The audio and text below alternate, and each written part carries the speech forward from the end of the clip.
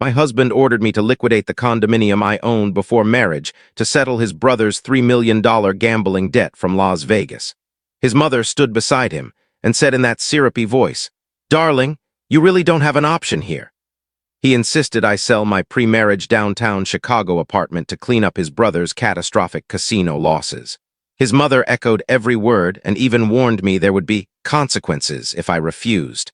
But where were my 5-year-old daughter Lily and I supposed to live afterward? So I did what any mother backed into a corner would do. Let me tell you whether I was wrong. I was 33, making a living as a freelance graphic designer when I met Dominic at Millennium Park during the Summer Jazz Festival. He was a smooth-talking investment banker who bought me overpriced festival nachos and actually seemed to care when I spoke about my dream of launching my own design agency one day. We connected immediately. "You're not like the others, Serafina," he told me on our 4th date while we strolled along the lakefront trail. "Most women don't understand how deeply family loyalty runs in me." I thought it was noble. I was painfully naive. We dated for 18 months before he proposed on Navy Pier under the fireworks. His entire family was present, his parents Theodore and Vivian, his younger brother Marcus, even his grandmother. Everyone applauded.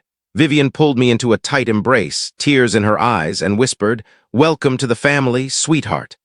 I felt like I had never known that kind of warmth growing up in foster care. I thought I was finally joining something unbreakable. Marriage flipped a switch overnight. Suddenly, every choice inside our Lincoln Park apartment required Vivian's silent approval. The artwork on the walls, the meals I prepared for Sunday dinner, even the way I arranged Dominic's desk, nothing escaped her judgment. She would appear without warning, designer purse swinging, flashing that polished smile while her eyes swept the rooms like a health inspector. "You really picked this shade of blue for the living room?" she once asked, dragging a perfectly manicured nail across the navy accent wall as though it had insulted her personally. "Well, I suppose it's modern." Then she'd glide to the kitchen. "Quinoa bowls again? Darling, accomplished men need hearty food. Red meat, not this rabbit food." I swallowed every remark because Dominic never once defended me. He would simply kiss her cheek and murmur, "Mom means well, babe." "My mother called" became the first sentence out of his mouth when he walked through the door each evening, not "How was your day?" or "I missed you," but always something Vivian needed, wanted, or disliked. When I became pregnant with Lily, I assumed everything would finally shift. We would become our own little family, right? Wrong. "You're consuming too much sugar," Vivian declared during one of her unannounced visits, glaring at my pint of Ben and Jerry's like I was feeding the fetus rat poison. "The doctor says everything is fine," I answered softly. "Doctors don't know everything, dear," she replied, patting my stomach as if I were a prize heifer. "Trust me, I raised 2 healthy sons." Dominic sat on the couch scrolling Instagram without looking up. When Lily arrived, tiny, perfect, with Dominic's dark eyes and my determined chin, I believed he would finally put us first. Instead, he vanished more often. "Mom needs help with Dad's blood pressure pills," or "Marcus is in another mess." Marcus was perpetually in chaos, lost jobs, eviction notices, money borrowed, and never repaid. At 28, he still lived like an overgrown fraternity brother with a betting addiction. "He's blood," Dominic would say whenever I dared question it. "You don't abandon blood, Serafina." "What about the family sleeping under this roof?" I'd gesture toward Lily stacking blocks on the rug. "What about us?" But his coat was already halfway on as he headed out to rescue Marcus from the latest disaster. 5 years into the marriage, I felt like I was suffocating. Freelance deadlines, preschool drop-offs, bath time, story time, everything fell on me while Dominic played dutiful son and brother everywhere except here. "Daddy's at Grandma's again," Lily observed one night while coloring at the kitchen island. "Yeah, sweetie, he'll be home soon," I lied. The explosion came on a random Tuesday in March. Dominic entered the apartment with Vivian right behind him like an expensive shadow. He didn't bend down to hug Lily when she ran to him. He didn't kiss me. His face was stone. "Serafina, we need to talk." "What's wrong?" "Marcus is in deep trouble, the worst kind," Vivian announced, lips curled in false sympathy. "He made some extremely unwise decisions in Vegas." "Unwise?" Dominic gave a hollow laugh. "He dropped $3 million, Serafina, $3 million. The number hit me like a slap. How does someone even lose $3 million? Private high-stakes poker rooms. He got in over his head with people who don't send polite reminders. My stomach nodded. "That's awful, but what does it have to do with us?" Dominic's jaw locked. "We're selling your condo and don't bother arguing." Your condo, I repeated, voice cracking. Vivian stepped closer, voice dripping honey over broken glass. Real wives stand by their husband's family, darling. Blood looks after blood. The only sound was Lily humming while she colored rainbows. I waited for the punchline. It never came. You're actually serious. Completely serious, Dominic said, and for a moment he looked almost relieved, as if he'd finally found a way to make someone else fix Marcus's mess. That apartment is Lily's safety net. I purchased it years before I met you. It's separate property. Vivian flicked her wrist.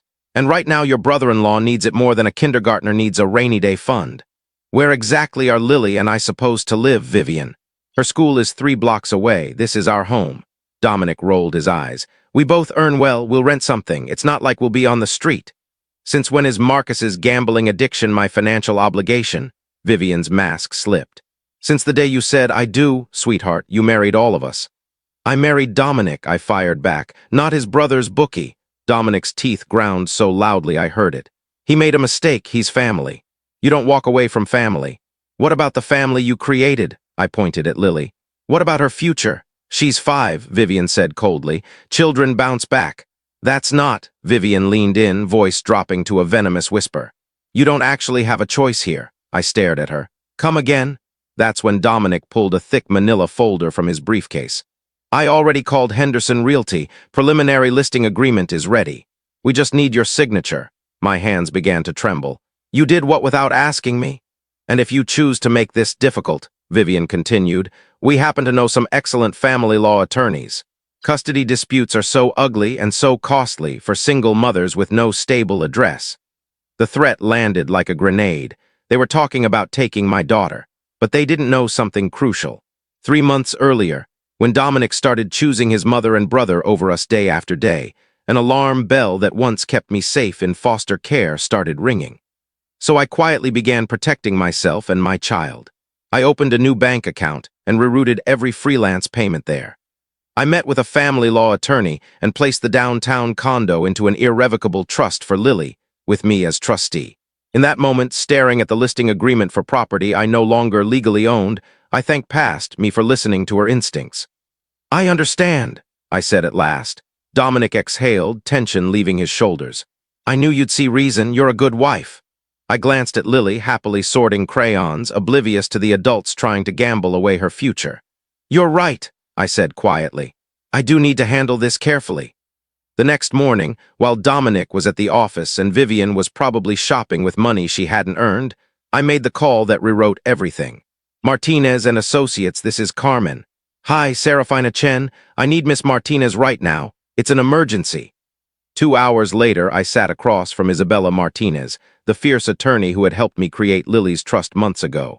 They threaten to seek custody of your daughter if you don't sell property now legally owned by her trust, she asked, pen flying across her legal pad. Word for word. She looked up, eyes gleaming. Serafina, you just handed me Christmas in March. By that afternoon, we had filed for legal separation, an emergency sole custody petition, and a restraining order barring any harassment over the attempted sale of trust property. Dominic was served at his La Salle Street office the next day. My phone started blowing up at 6 sharp. Serafina, what the hell is this? His voice shook. Divorce papers? You cannot be serious. Call me immediately. The second voicemail was Vivian. You selfish, conniving little after everything we did for you? I saved both. At 8 came the furious knocking. Through the peephole, I saw Vivian's face, crimson with fury. Open this door right now. We are going to talk. Mommy, why is Grandma yelling? Lily asked, clutching my leg. Because some people think volume equals virtue, baby. I opened the door only wide enough to hand Vivian an envelope. What is this? She hissed. Copy of the trust instrument. Turns out the condo hasn't been mine to sell for months. It belongs to Lily now. I'm merely the trustee, her face drained of color. You planned this betrayal. I planned my daughter's protection. There's a difference. I shut and deadbolted the door. She pounded another 15 minutes before her heels clicked away in defeat. 6 months later, Lily and I still live in our Lincoln Park apartment, technically hers now. I painted her room lavender and bought the canopy bed that makes her squeal every morning. The divorce was quick and merciless. Dominic tried to cry hidden assets, but the trust predated their extortion attempt by months. Untouchable. Last I heard, Dominic moved into a cramped Wicker Park studio with Marcus, two grown men flipping down a Murphy bed, selling PlayStations and watches to keep loan sharks at bay. Apparently leg breakers don't do Venmo payment plans. Vivian stopped calling once her own lawyer explained that recorded custody threats are extremely unpopular with judges. Theodore, Dominic's father, actually sent a handwritten apology, saying he was mortified and ashamed. He still mails Lily birthday cards with $20 bills inside. Marcus. His gambling career ended abruptly when he left Chicago rather quickly. Something about unpaid markers and baseball bats. Word is he's pouring concrete in Phoenix now, wiring every paycheck eastward. Dominic texted me last week. I miss you both so much. I screwed up. Can we please talk? I left him on read. Some apologies come 5 years and $3 million too late. My design business is finally flourishing without constant family fires to put out. Lily is in first grade, reading chapter books, making friendship bracelets, asking occasionally why Daddy doesn't live here anymore. Sometimes grown-ups make choices that hurt the people they say they love, I told her. And then the people who got hurt have to make choices too, so they can stay safe. Did you keep us safe, Mommy? I did my very best, Angel. She nodded solemnly and returned to her markers. At 5, almost 6, she already understands that love without safety isn't love at all.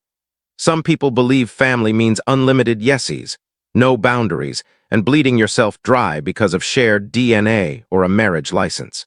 They are mistaken. Real family guards one another's dreams instead of auctioning them off when someone else is reckless. Vivian was right about one thing: I didn't have a choice, but not the way she thought. I chose my daughter. I chose our peace. I chose us. And I would choose it again every single day for the rest of my life. The ironic part about safeguarding yourself is that, to the people who intended to exploit you, it looks like treachery. Dominic and his mother called my quiet preparations deception. I call it survival. When someone proves they are willing to trade your child's security for their own comfort, believe them the first time. These days, Lily and I have Friday movie nights with extra butter popcorn.